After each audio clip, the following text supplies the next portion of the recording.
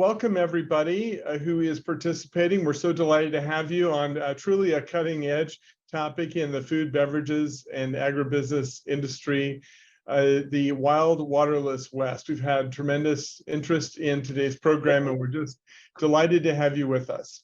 Today, we're having what we call an interactive dialogue, which is a format in which we take a topic that's of interest, particularly in our areas of expertise. We reach out to someone within our 200 lawyer food, beverage, and agribusiness industry group who's an expert on that topic, and then we pick their brain for an hour on the issues that are confronting those in our industry. So that's what today's program is all about. It is, as you'll see, an interactive dialogue process itself generally, meaning that we're going to be talking about the topic. We do have some slides to guide us, but mostly it'll be our discussion over the topic.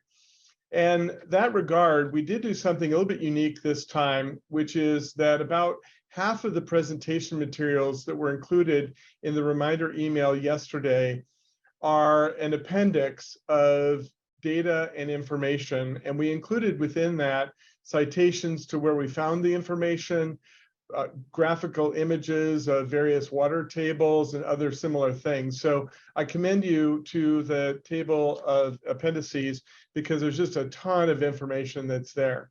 You'll see in your Zoom screen, there's a chat feature, and I encourage you to use that to ask any questions about this program that you'd like. And what I'll do is I will weave your questions into the questions that I ask, or let you know that it's something that's either out of scope of the topic or is coming up on a coming slide. I'll do my best to keep it confidential, but if you want to make sure that no one knows who asked the question, then say confidential question, and I'll make sure 100% that it won't be disclosed who it was. But I do encourage you to use the chat feature. We'll be announcing the CLE code at the appropriate time in the presentation. So those who are in states where the code is required, we will be giving that to you. So I'm delighted today to introduce you to two of my partners who are regularly practicing in the area that we're talking about today, namely water rights. Megan Howdeshell is a partner in our Salt Lake City office.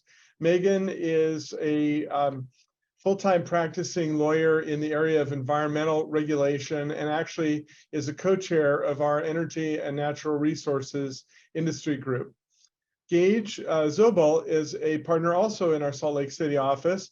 As you can tell from his background, although he is physically in the office right now, he's also a rancher himself and practices in the areas of environmental law and water rights pertinent to today's presentation. And then I'm Mike Troke. I'm a partner, a resident in our Seattle office. I'm the co-chair of our food, beverages, and agribusiness industry group, and just delighted to have everybody here. So we've got a very ambitious agenda today. For anyone who's paying attention to the news in the West, it's almost all we can hear about are issues relating to the rights of water, the restrictions in water, the fights going on between states. And we're going to try and make some sense of all that in the program today. We'll talk through some issues of the kind of fundamental doctrines that apply. We're going to also address selected water systems, in particular focusing on the Colorado River, which is the major issue being discussed in the news today. We'll walk through some water conservation programs and other sources for securing water resources. And then we'll end, as we always do, with some practical recommendations for what to do in this program. So why pick it? Well, you know, this Gage comes from you, this quote, and it's a little bit early for the whiskey part. So I guess we'll talk about water. And it's fascinating to me. I think literally not a day goes by where I'm not on the phone with a client talking about issues related to how they're going to deal with production. And so I'd like to start with some of the foundational elements here. And we put some tenets of the law on this slide. And I'd like to start with you, Gage, about some of these words, because words have special meaning, especially in our world. And so let's start with what is the idea of appropriation, since prior appropriation? Yeah. So prior appropriation, just another term for the water regime that we use through the West to determine who has a right to use the water. And appropriate, like you think, just means I've taken it and I've been putting it to use, and I have a legal right to do that. So in other words, I've used this water at some prior time, and I can establish that I did. Mike, that's exactly right. And I think that word prior really ties into our usage, which is if you were the first one to use it, you have a prior interest before anyone who subsequently later on uses it. So that kind of gives you a first right. And then is that right tied to the amount of use or the type of use or both, or how does that work? Yeah, absolutely. So your right to use water is going to be tied to actually being put to some beneficial use that the state determines, because the background is the state owns all water. It's not owned by you as an individual. It's not owned by the federal government. The state claims ownership, usually in their constitutions. So how you use it is important, and you're limited by the amount that you put to historic use. So I live in Washington. I'm drinking this water, but until it goes in my body, it's owned by the state? You know, I think technically they say all free-flowing water. So it depends on your state, okay. But absolutely. As soon as your water, once again, passes through the sewer system and it re-enters the free-flowing areas of Washington, Washington state's going to claim ownership of that. Fascinating. So what does appurtenance mean? It means that it's going to be tied to real property. So look, you don't own water outside a few exceptions without it really being tied to the land. And so whenever we look at a water and the usage or a right to use it, we look at the land that actually has that water right tied to it. And they kind of go together. I love these words. It's like driving a car onto your property and say it's now appurtenant to my real property. Like everyone says that in conversation, right? Absolutely. And then my favorite one is usufructuary. Usufructuary. I still can't say it properly. What does that mean? Look, Mike, I think you probably say it better than I do. Usufructuary really goes back. Look, I'll be happy. We'll go to the Latin terms of usa fructus, which really goes to the idea of your usage to put to profit. And that's the idea that, look, the state owns the water, but you have a limited real property interest, which is tied to your use of that water for profit. And we call that beneficial interest. And so in this situation, a usufruct means you have something that you own, but frankly, it's limited in your right to own it if you're putting it to use. And if you don't use it, then it moves on and it remains the property of the state, as it turns out, which I had never known until you mentioned it 2 moments ago. That's fascinating. Yeah. And so if I don't use it, Megan, we put what happens there. Use it or lose it. What does that mean? Yeah, so the right to use the water, as Gage mentioned, is tied to your putting the water to what the state has statutorily defined as beneficial use. So generally, those are uses such as irrigating for agriculture, or use for livestock, or a culinary use, an industrial use, a mining use. And so the state defines what those beneficial uses are. And as long as you are using the water in the same amount of water and at the same times of year, that becomes a beneficial use, and you get to continue to use that water in that way. If you stop or use less, then the water no longer, you no longer have a right to use that. It's a continual use of that water. So you've mentioned this word beneficial, and I kind of assume that means there's a non-beneficial use. Is that right? What would be examples? So I think historically, allowing water to remain in a stream for ecological purposes or for fish, the health of fish, was not considered a beneficial use, right? That was a waste. The water was just staying in the stream. That thinking has changed over time, and many states have now identified having water in a stream as a beneficial use, and it can be used in that way. And that's a change. That's so historically, water in stream was not a beneficial use, and now it can be. So that's an example. This seems to me to be a pretty critical idea then, because it sounds like I can, as long as I do something maybe to say I am, henceforth using it, to leave it there and to allow things to grow in the stream, et cetera, you're kind of claiming a use so that you're not losing the right to have it in the future, and maybe change your mind about how you're using it. Is that a fair statement? Yeah, I think so. I mean, I think we'll get into this a little bit further on. We kind of talk about different ways to conserve water and different kind of markets for water. I think that creates a new opportunity for a use in water. But you can't. I guess another example of a non-beneficial use would be, I just want my house wet all the time, and so I just want to spray water on my house. Maybe you're concerned about fire suppression, and you just want your house wet all the time. Well, most states, that's not defined as a beneficial use, right? So you couldn't allocate water for that particular purpose. I don't, Gage, do you have other examples? Yeah, Megan, I think you hit one right on the head. I think typically you're not going to consider beneficial use if you're just taking it out and throwing it out over the ground. And sometimes you're going to do that. If you've got flooding going on, you're taking the water because you don't want to have it flooding your ranch or you're flooding your industrial process, you might just let it spill. And if that's occurring, that's not beneficial. But I think, Megan, you hit the most important issue. It's state specific. So I'll give you a quick example. In Nevada, where we do a lot of work, if you're dewatering a mine, that's beneficial. But in Montana, if you're dewatering a mine, it's not a beneficial use. You then have to take the dewatered water and put it to some other use. And so it really just depends on state specifics on what they're going to say is beneficial and what's not. And so really, you've got to look at each state regime. Fascinating. And then, Megan, what is adjudication and certification? So an adjudication is where and again, this is very state specific. So in some states, there's water courts. In some states, it's regular court. In some states, it goes to kind of an agency process through the state engineer's office, where a decision maker determines that your beneficial use is being used appropriately. It has been used over time, and you can continue to use it in that way. And it's an adjudication of your right that you are using it appropriately.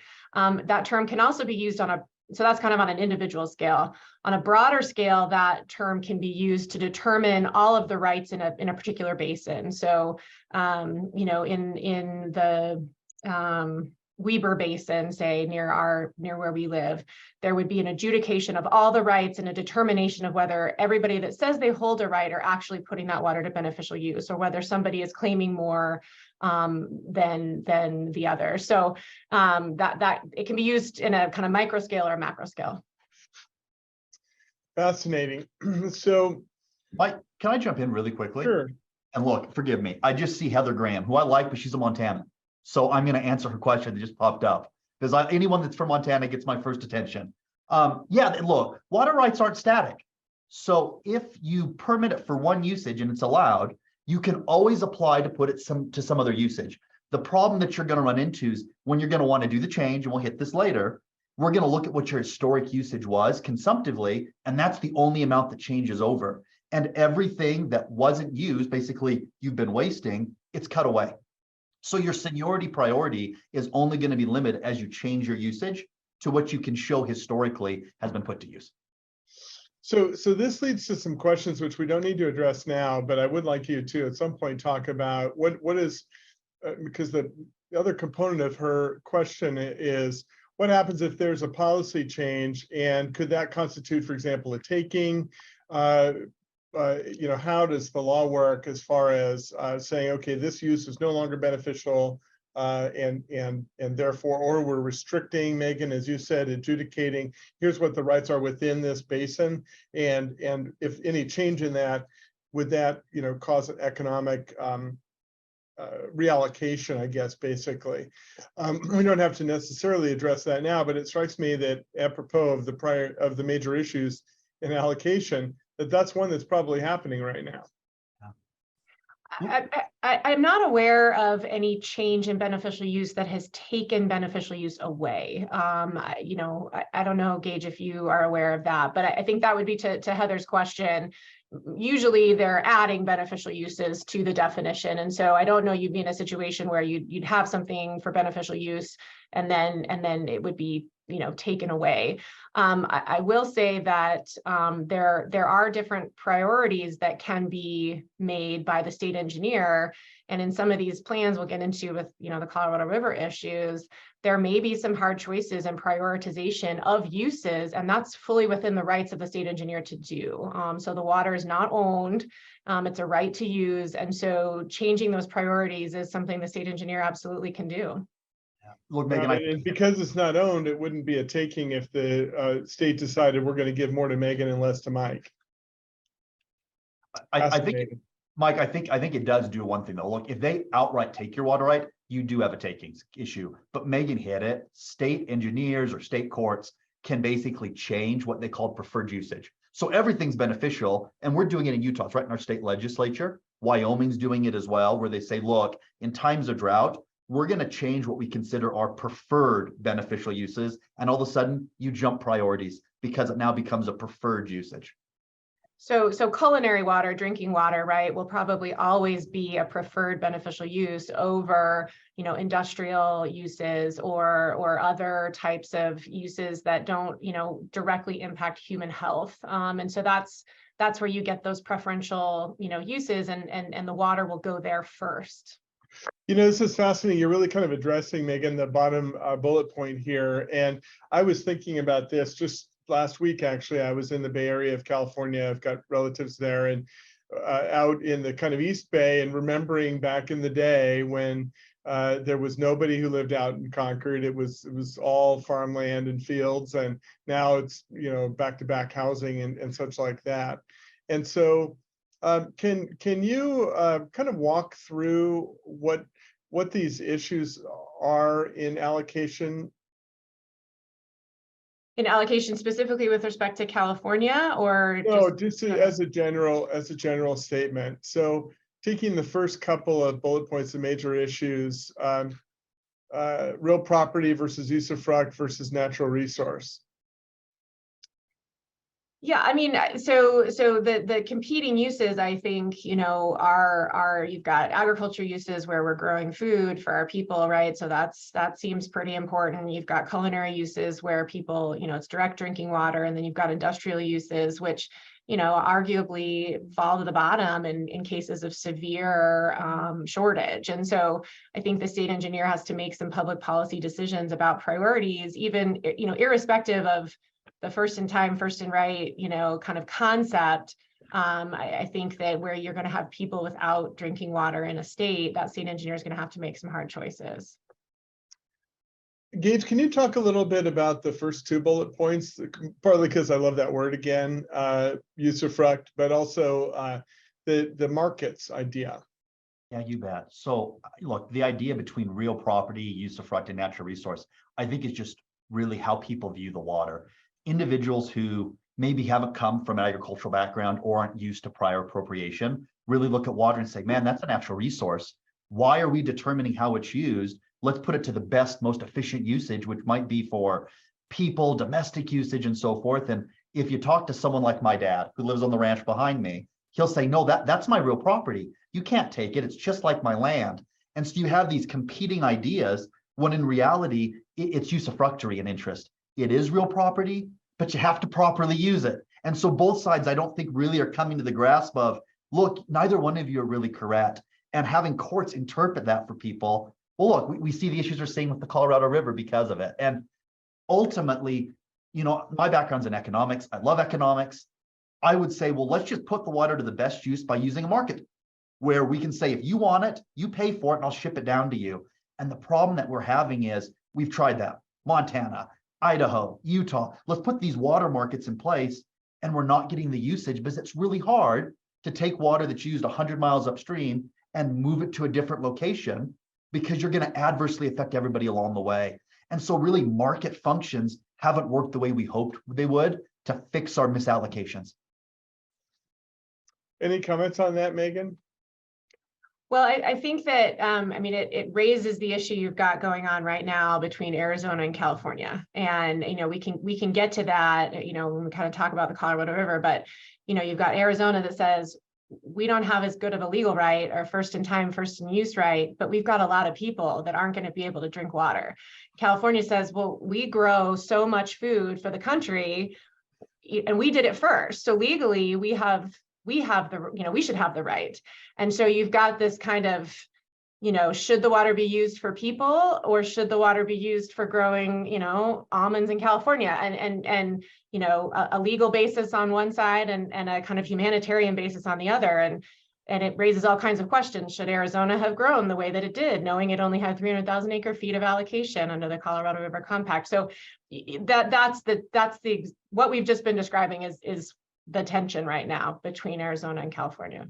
Well, let's get to that then, because I love the quote here of the selected water systems, and I've been fascinated, obviously, as all of us have, by reading the articles about what happens in the context of these water rights amongst the states, because it makes sense in a way. I often say that you don't own a river, you're just the custodian of it as it passes by.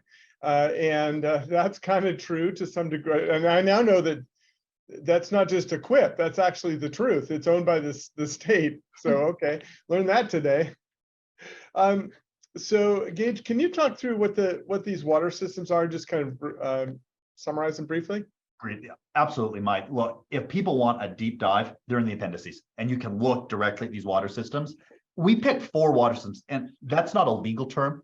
All that means is how the water is flowing either underground in an aquifer, which is going to rest below and you've got hydrological connection, or sitting above in surface water flows. A water system is how that water all works together. And so some major ones that we've got here that are really big on people's mind are the Ogallala Aquifer. That's under Texas, Nebraska, Oklahoma, Kansas, and you've had massive overpumping, which is essentially like you've taken the Great Lakes and you've just sucked it out of the ground and you'll never get it back. So that's the Ogallala. Central Valley, similar issues in California, where you've had great water supply, but you've overpumped so much groundwater throughout the San Joaquin Valley in Central California that you're having subsidence, you have groundwater contamination, and there's overpumping, and people are having issues. The Snake River Plain will jump to it, another aquifer, which is in Idaho, dear to my heart, because my family are potato farmers from there. And you're having fights between groundwater, which is lowering surface water in the Snake River. And finally, the big one that we all are talking about is a surface water system that supplies water to 40 million people. And that's the Colorado River system, which starts up in the beautiful mountains of Wyoming, Colorado, and flows all the way down to California and into Mexico, and really has dramatic effects for the entire Western United States.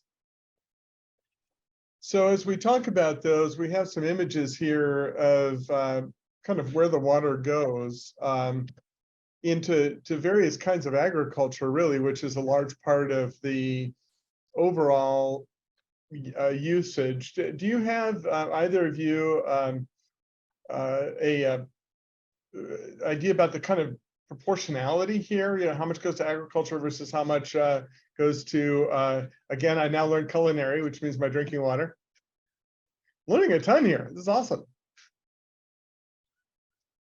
So I'll jump in quickly. And I think, Megan, I only put row crops because I think people think that all the water is really just going to agriculture. And there is some truth to that. In a lot of these basins, you'd probably say 70% is usually the number we look at, is being used for agricultural purposes. It's very water intensive. It was one of the original uses. When no one lived out in the West, we were ranchers and we farmed and we did a lot of mining. And so that's where a lot of the water has been really appropriated to. And so look, I don't know if the pictures all didn't pull up in order, but this last one here is up in Idaho, the Snake River Plain. You've got potatoes. You've got wheat and alfalfa throughout the central areas of the United States. You have issues in the Colorado River. The biggest water users are down in Yuma and the Salton Sea in the Imperial Valley. And you're producing massive amounts of crops that we love to eat, our avocados, our cabbage, our lettuces. And that's the same for the Central Valley. So ag really is the primary holder right now of the water. Fascinating. So I love this quote, partly, of course, because of the comment about lawyers. Thank you, Bill Shakespeare. We really appreciate the legacy. But it is interesting to me, the idea that it seems like by just simply shutting off one tap, it would somehow affect and fix the whole problem. And obviously, it's not quite that simple. So I'd like to really start with the Colorado River, partly because it's so in the news and in everybody's mind. Can you take us back in time, Megan, and briefly describe the 1922 compact? What is a compact? I'm assuming it was for 100 years, but can you talk about that? Sure. So in 1922, the states that utilized the Colorado River came together to come up with a plan and an allocation of water in the river for their use. And I'm skipping over a lot of detail, but just at a high level, they came up with, certain allocations per states based in part on the amount of use that was being had in that state, the amount of population, and kind of plans for growth. And the river was split up into two basins, an upper basin and a lower basin. And the upper basin is comprised of Utah, Colorado, Wyoming, and New Mexico. And the lower basin is comprised of California, Nevada, and Arizona. And certain amounts, I mentioned before, Arizona was allocated 300,000 acre feet as part of their, allocation. And California was by far allocated the most, right? It was the most developed, was using the most already. So they assumed a baseline of 15 million acre feet that could be split among the upper basin and lower basin states. Unfortunately, at the time, that was already an elevated estimate of how much water was actually in the river at the time. And it turns out there may have never been 15 million acre feet flowing through that river system, even back in 1922. And since that time, the river has slowly had even less amount of water than they thought at the time that it could support. And then I'm not going to get the year right, but several years later, they said, oh, well, wait, what about Mexico? And what about the tribes that also rely upon this water? And rather than taking any water away from any of the states that were part of the Colorado River Compact, they just took the already elevated number and just said, oh, just added to it and said, well, actually, there's 16.5 million that we can allocate, and we'll just give 1 million to Mexico and 500,000 to the tribes, and we'll call it good. We'll just fabricate water. And I'm being slightly sarcastic, but this is true.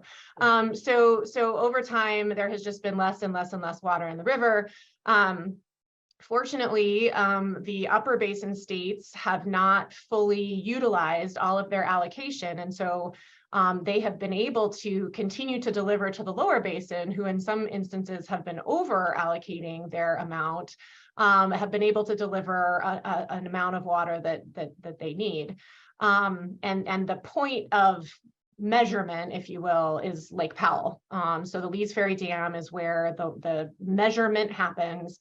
Arguably, so that's like the inflection point between the upper and lower basin, essentially, is the dam at Lake Powell. That's right. Yep. And so the purpose of Lake Powell, other than massive amounts of recreation, which people in Utah think that that's the reason that reservoir exists, it is not. It's the measuring point. It's for power production, and it's largely just the ability for the upper basin to make sure that it can deliver water to the lower basin. As we all know, Lake Powell levels are continuing to drop to levels that there may not even be power production. And it's becoming very difficult to ensure that the upper basin can deliver the amount of water that the lower basin is supposed to be allocated. It's interesting. I've seen a couple of these measurement locations in my life, and just one of the things that's really struck me is how hard it is to actually accurately gauge the flow of how much water is crossing over a falls. For example, in my region, Snoqualmie Falls has a measurement guide of how many feet of water per minute or whatever are going by, and obviously the technology. I'm thinking of current era technology is very difficult, but if you dial it back 100 years and you think you've got some person out there with, I don't know what measurement tool they had in 1922, or even if they had a full and accurate map of the watershed, right, at that time, knowing for sure what it was going into and coming out of that basin. Can you talk a little bit about Mexico and the tribal rights? Megan, you mentioned that kind of came later, but what are those rights? I don't know if I can say much more than what Megan said, but generally what those rights really are is, after the allocation had been done out, we realized this is an international river and we can't just deny Mexico the water. It has international implications. And so we've added them in a certain amount of water. I think the most important point to think is that water is being used and then put back into the river continually as it goes down. And essentially Mexico's end of the river And so the water that they get just right outside and south of Imperial Valley, so like El Centro, California, as you go into Mexico, is dirty. It's filled with chemicals. It's just really not. I mean, if we were getting it on our land in the United States, we probably wouldn't be very happy.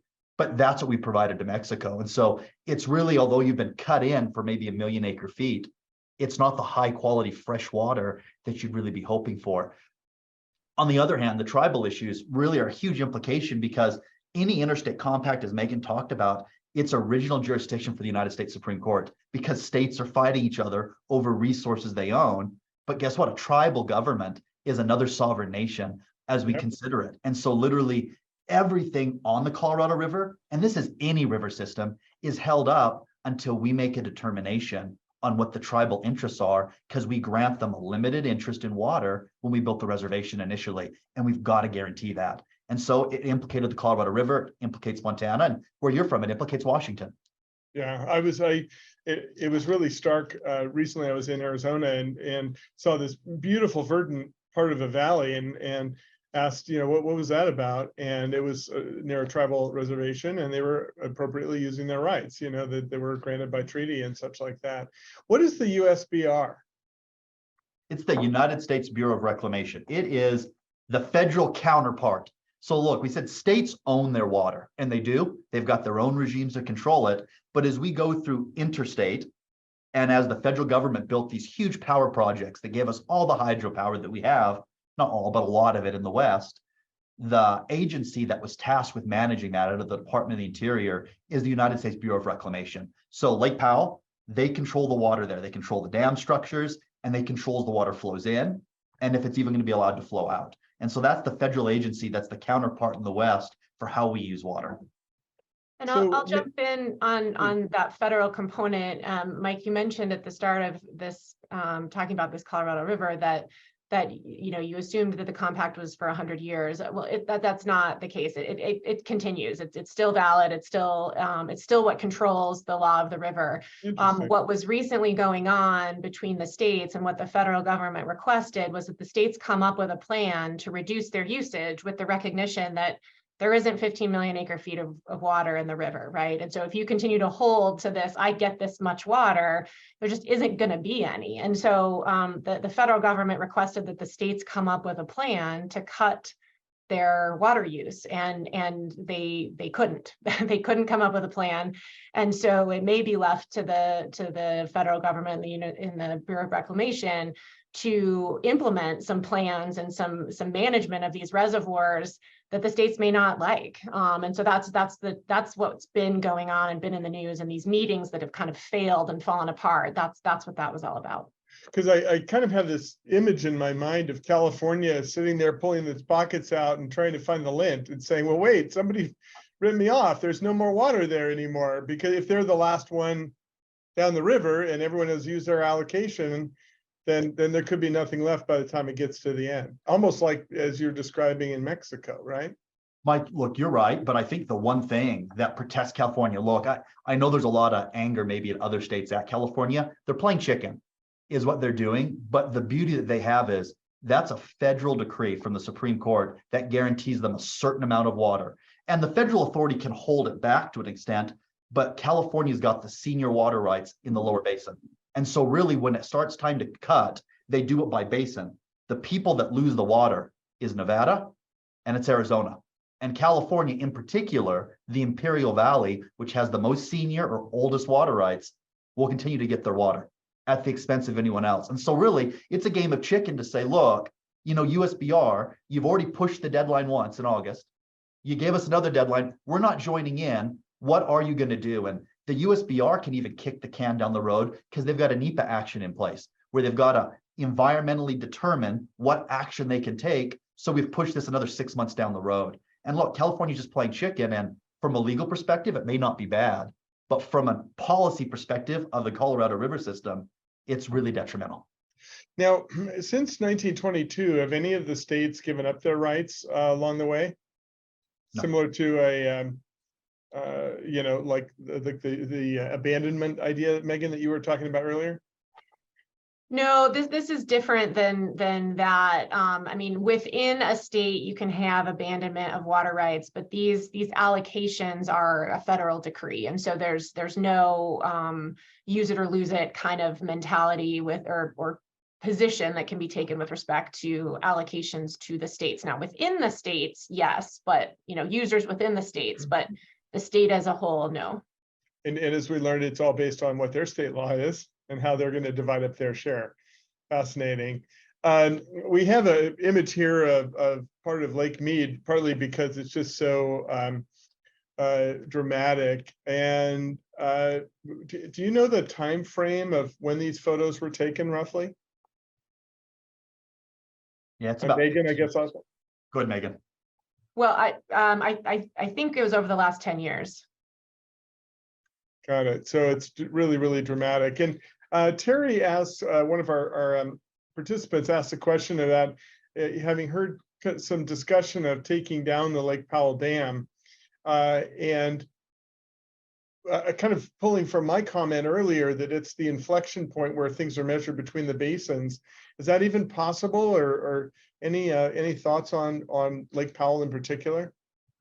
I mean, I'll jump in and I think Gage and I may slightly disagree on this. I think it's possible. I think that there's ways to measure the water without running it through a dam. I think that largely Lake Powell was put in place to be the safety net to allow the upper basin to deliver to the lower basin. Given its levels as of late, I think that the upper basin has done a good job of utilizing other water storage facilities to be able to deliver the water that they need to deliver. I think it would be ecologically very difficult and popularity, from a public perspective, very difficult to just take away the dam. I mean, there is some power production. It's minimal, but it's how that would work in terms of Lake Mead, staying full or not staying full. I think avoiding dead pool in Lake Mead, if you guys have heard this term, where water cannot be extracted and no power can be produced. So I think it's possible if people get creative. I don't know that there's going to be the will to do it. We've kind of talked about some of these issues as far as the background and current issues, in particular in regards to the Colorado River. And I'd like to really turn the focus to what happens next, at least in Colorado River. So Gage, it sounds like, you talked a little bit about failure to reach a state consensus. We've addressed that already. And as you said, playing chicken, but playing chicken from a perspective of having the legal right to priority. And so what I've been reading about is that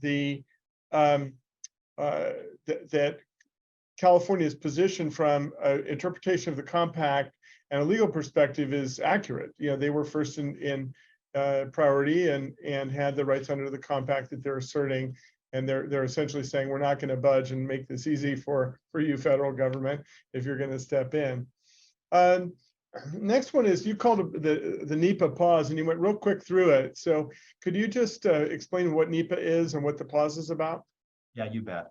So whenever a federal agency is going to take any action that could have effect on the environment, they have to go through what we know as the National Environmental Protection Act. And it's a process act where they have to basically evaluate what their decision would be, what alternatives are, and what the overall effect could then be to the environment, neighboring communities, and so forth. And we do this for infrastructure, but the USBR has to do it as well before they implement any new policy that's going to have an effect. And they've started that. And that's basically the kickoff, that as it goes through when they make their evaluation, they're going to be able to then have federal authority to actually take action. They can't take any action until that's done. And look, NEPA can take anywhere from 6 months to 2 years to 2.5 years. Given the situation that we have in the basin right now, they're not going to take that long. I would predict, though, what you're looking at is they'll use the NEPA pause as they're going through this evaluation to push this back at the states and say, you didn't come up with a consensus. We will take federal action. We have to. And look, even the Senate's forming committees, as is the House, to take legislative action. States, go forward and get an agree together where you can make a determination how you want to reallocate. And this NEPA pause gives them that ability, kind of the calm in the storm, because once it's done, we have the authority that we're going to need to start enacting a policy from a federal perspective. Yeah, it strikes me that you hit a presidential politics issue, as far as making what would be perceived to be decisions favoring one state over another and such like that. So it creates a fascinating political problem. Megan, what is Arizona's short-term fix? It's kind of referenced here. What are they looking for? Well, I think Arizona is hoping to appeal to the policy side of these arguments, right? They don't have the legal basis to make a claim that they have the first in time, first and right, like California does. I think they're looking to appeal, saying, hey, we're already massively reducing the amount of water we use. We have rules in place that you can't have certain turfs and grasses and certain types of planting. We're already being as efficient as possible, but we have people that need drinking water. And so I think they are looking to appeal to that sentiment in these negotiations to allow water to continue to flow their way. Mike, can I address onto that too really quickly? Because Heather asked, and I want to make sure I get Heather earlier question answered about that. Megan's absolutely right. And Arizona made a choice. They had a court case with California about 40 years ago where they gave up their legal right to senior water. But what they said is, you now have to agree that we can take water under it's basically a conservation program. And if we don't use it, we can shove it back into underground aquifers and we store it in aquifers. And so they've got a little bit of a short-term fix where they've saved 15 million acre feet of water in their groundwater aquifers by basically telling farmers, here, use the Colorado River, but take the water you'd usually be pumping out and don't, or vice versa. If we're not using the water, we're going to use infiltration basins and we're going to put it back in an aquifer system. So if we have a problem where the Colorado River is running dry, Arizona has saved up water in these hydrological basins that'll protect it, at least in the short term. A 20-year fix? Absolutely not. 3 to 4, 5-year fix? Yeah, they've saved their water appropriately. So they it's almost like having a battery, right? They stored water in this water battery, but yet still I see articles. There was one recently about a week and a half ago about a city where they would turn off the water periodically, and you'd have to truck it in on literally physically trucks into certain areas in Arizona. So how does that work? Well, I think it depends on what city you're in and if they've participated in the Arizona Central Valley Project. And that's what they call their long-term storage credits. So look, just because there's water that's saved in the aquifer, if you've not participated, you don't have what's known as long-term storage credits. Phoenix has a lot. Tucson has quite a little number as well. Not all the cities do. And look, this could be a rabbit hole we go down to. Arizona also doesn't actually permit their groundwater like any other state does. Like I have to build a water right in Montana to pull water out of the ground. Arizona is almost rule of capture. The permitting is far less intrusive to be able just to pull water out of the groundwater. And so, look, if the water's not there, cities are going to have to pump it in from other locations. Fascinating. So even though they've created this battery, they've allowed anybody to tap in whenever they feel like it and take almost as much as they want? Well, more in the rural areas than in the city areas. When you're within the defined areas of these long-term storage credits, there's more regulatory authority. But outside of that, yeah, no, Arizona's a little bit more of the Wild West when it comes to pumping groundwater. Yeah, that's fascinating. Had no idea. And then we have a bullet point here about finding new water resources. What does that involve? Desalination. Look, I think everybody's going to say that's not true, but if you don't have enough water and you can't save it, you've got to create new water supplies. And look, I'll make a pitch. I do renewable energy work and I love it. But we just put investment tax credits of $500 billion under the Inflation Reduction Act to help us transition our power grid into renewable energy. But yet we don't have the appetite of putting a couple $100 billion into desalination, which honestly, it requires a lot of power, but we could form new water resources. You're going to have to pipe them. But look, we're the nation that built the Panama Canal. We built the Erie Canal. It seems we've lost our appetite for finding creative solutions. And I think that's one thing people are now looking more at is maybe we start to desalinate water. Israel does it. Let's do it down by the Gulf of Cortez, and we can give Mexico new water. instead of the crappy water we're giving them, and let's take that other fresh water and we can replenish a lot of the lower basin. Because otherwise, how's the San Diego River Authority? How is LA County going to be getting their water if it's being dried up out of the Colorado River? I think we've got to be creative, and finding new water resources is one way we can do that. Fascinating. So apropos, and really kind of going to our next and final topic here, it has to do with water conservation programs and state actions or lack of actions, perhaps, that are happening. And I'd like, Megan, if you could kind of just briefly walk us through what are the agencies and what's their jurisdiction and things like that. Sure, and I may need to defer to Gage on some of the specific water law pieces, but in general, I think that Arizona Aquifer Recharge, I think we just talked about.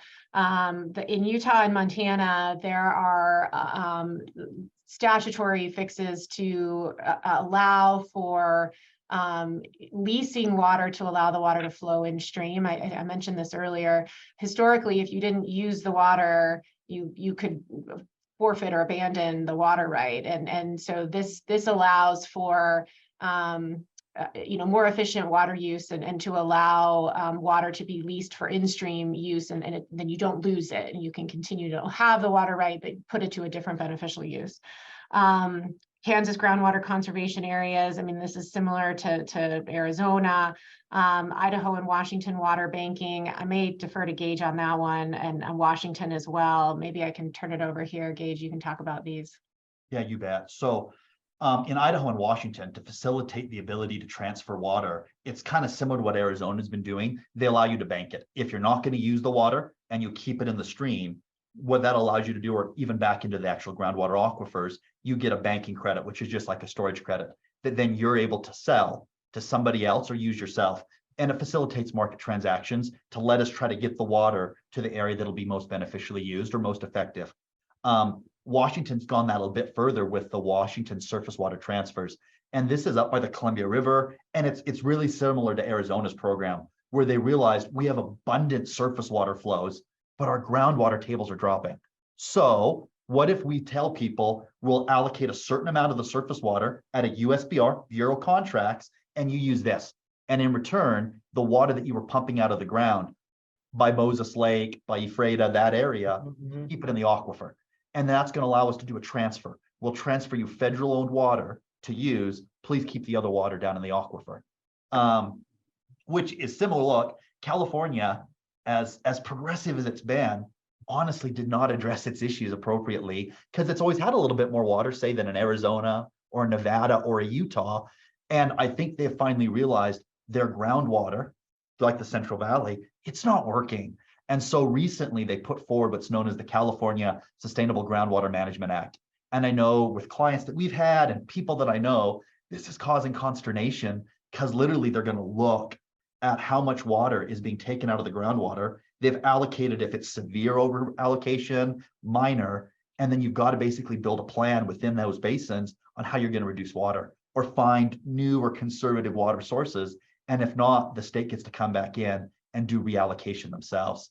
And so it's kind of a little bit of a carrot and a whip that's going forward. And we don't have time to get deep, but the appendices go all over this. They can look at.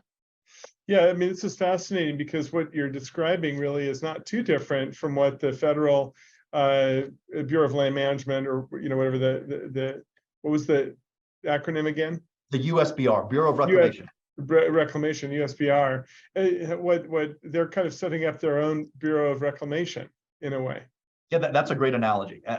They've always had the right as a state to control their waters, but they're kind of building it themselves now to say, all right, we're going to act like the USBR within our state. And Megan, you made a comment about this idea of that you could change your beneficial use, which could include I'm keeping it in the stream for various reasons.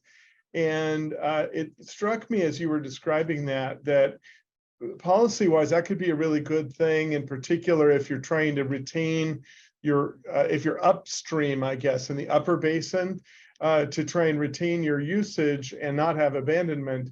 I would be encouraged. Let's say that I had a water right on a property that was also my primary residence.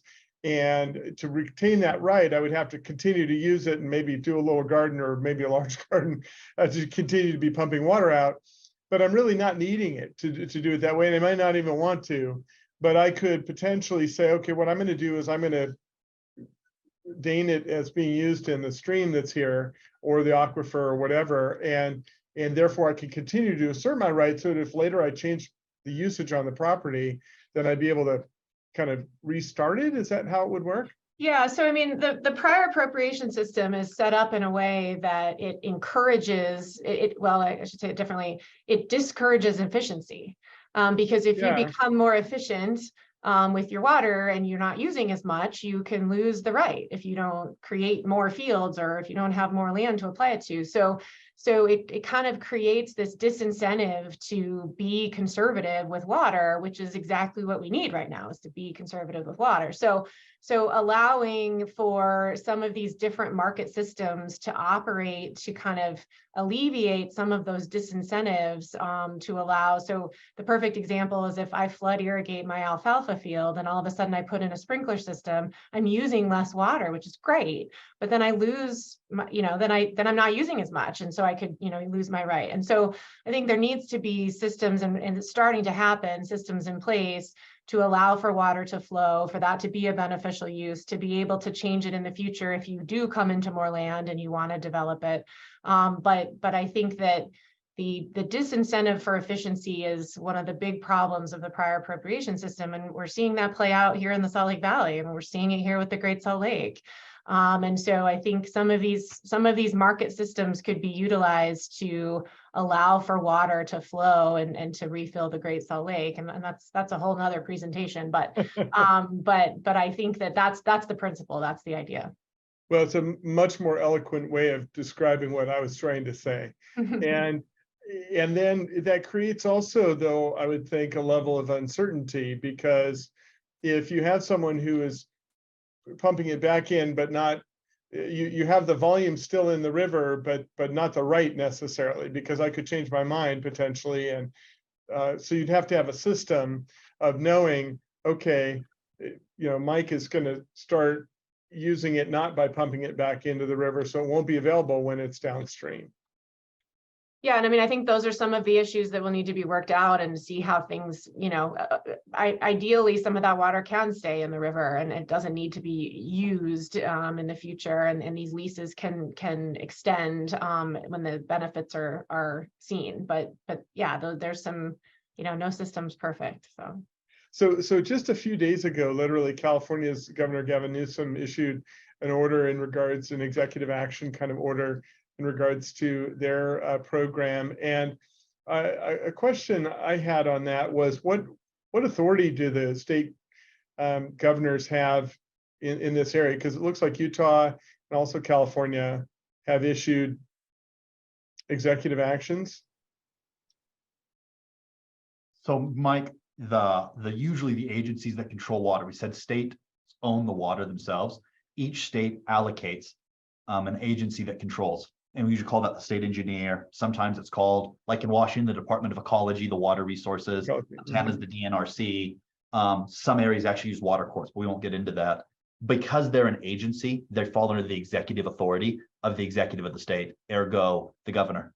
And so the governor has limited ability to say, we're going to make policy implications, and I'm going to then enact it through the agency that is controlling the water in the state. And Gavin Newsom's did that. He basically said, look, we need to address climate change. We're going to start looking at that. We're going to look at our snowpack, and we're going to take those implications down. And the California agencies that control water, permitting it and the usage of it, they're going to follow these new directives.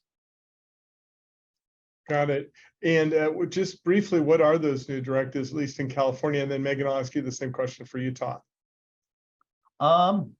Just generally speaking, they're going to look at the maximization of what the precipitation is throughout the basins. They've not done that before, but they're literally going to look at snowpack. And with climate change changing, as snowpack goes down, there will then be implications on the California Water Resources Board on their ability to permit new changes, to permit new usage, or to force restrictions. Because when there's insufficient water, we go to that priority system, and we're going to have to start saying, all right, these water rights are curtailed, or they can't be used this year, or we're going to close the basin. And so really what it's saying is from now on, to address climate change, the Board of Control needs to be looking at the different snowpack and precipitation levels throughout the mountains, as that is the basis for where the water's coming from. And they will take that into an implication as they implement changes and control throughout the ground. And Megan, you've talked about the Great Salt Lake retraction, which is really kind of terrifying. What was the Utah governor's order about?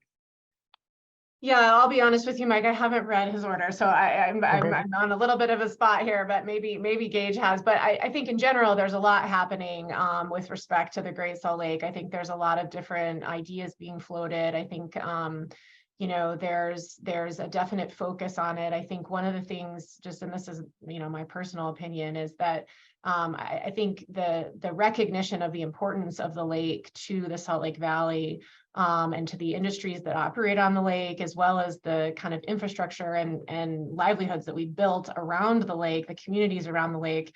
If you take into account the import of the lake on all of those aspects, having it filled becomes much more economical than depleting it along, you know, the freshwater inputs. And a lot of that is agriculture. And so I think we do need to look really hard at what is the dollar per gallon that we're making on agriculture use versus the impact of the depletion of the lake itself. And I do think that there are market solutions that could be put in place. And you know, I haven't, there's been a lot happening in the legislature and a lot happening with the governor. So I'm not exactly sure what the governor has most recently said.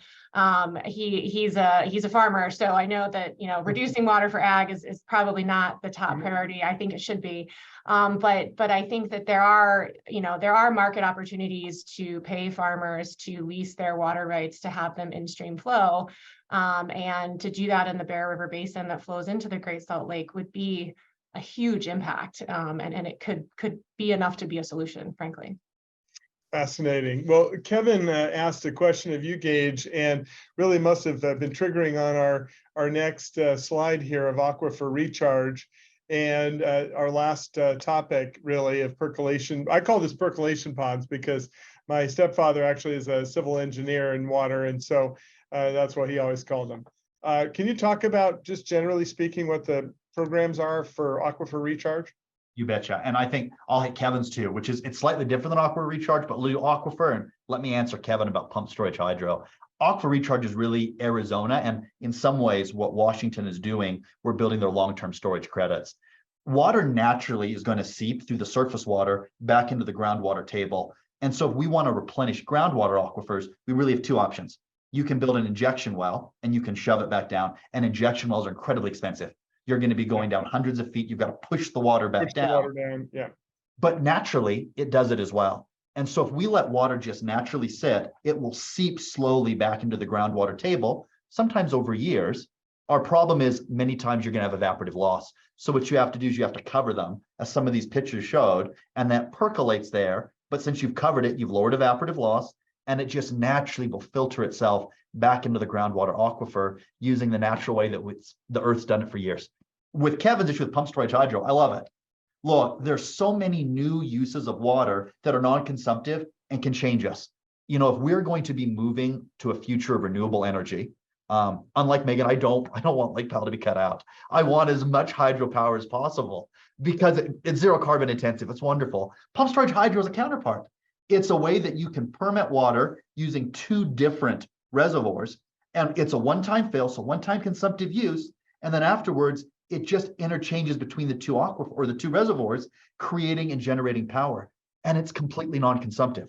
So let us get the water once, we'll buy it, we'll put them in two reservoirs, and we'll float it back and forth at peak energy demand, creating clean, efficient power that works to stabilize out our renewable energy grid. So it's a great way to use water in a way that's non-consumptive for the future. Similar to you know, the battery analogy I used before. So let's end on the final topic of what steps your company can do today to secure your water rights, and we listed them out here. Gage, can you talk about the first three briefly, and then Megan, the last one or two? Absolutely. Well, very briefly. Most of your states have conservation programs. If you use them appropriately, and we can talk about what those individually are, you can preserve your water rights so you don't lose the right to it, so you keep your value, but you're also preserving the resource for future usage. Do it. It's a great way. Let's talk about them. 2, to protect your ability to not lose it to abandonment. Look at your water assets. Make sure you can historically show that you've been using it appropriately. Gather that information and hold it like a treasure, because that's going to be our ability to avoid you having it wasted or lost in the future. And that's the last one's inventory.